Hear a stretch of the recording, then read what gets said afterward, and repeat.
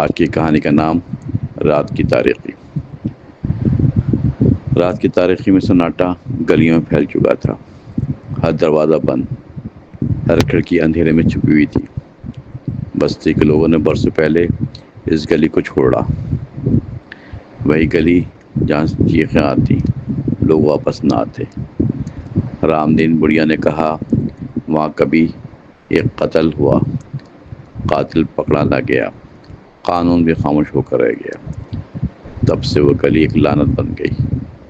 جو بھی گیا زندہ واپس نہیں آیا کبھی بھی۔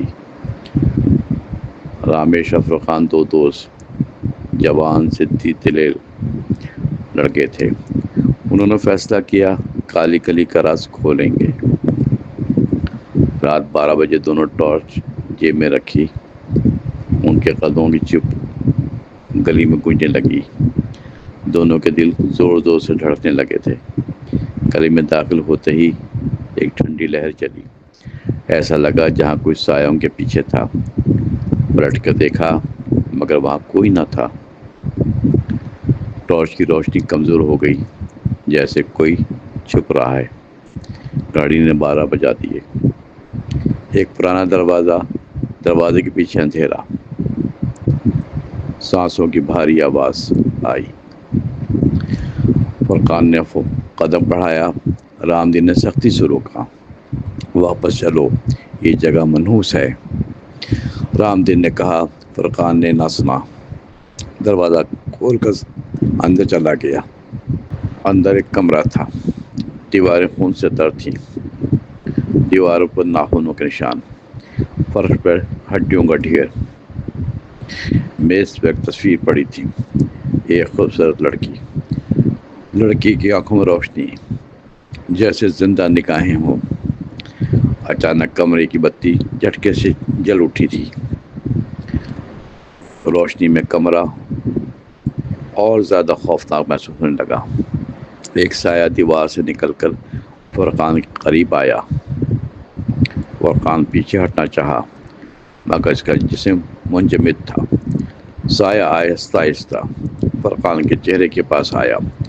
رام دین نے زور سے چیخ ماری، آواز باہر نہ نکلی۔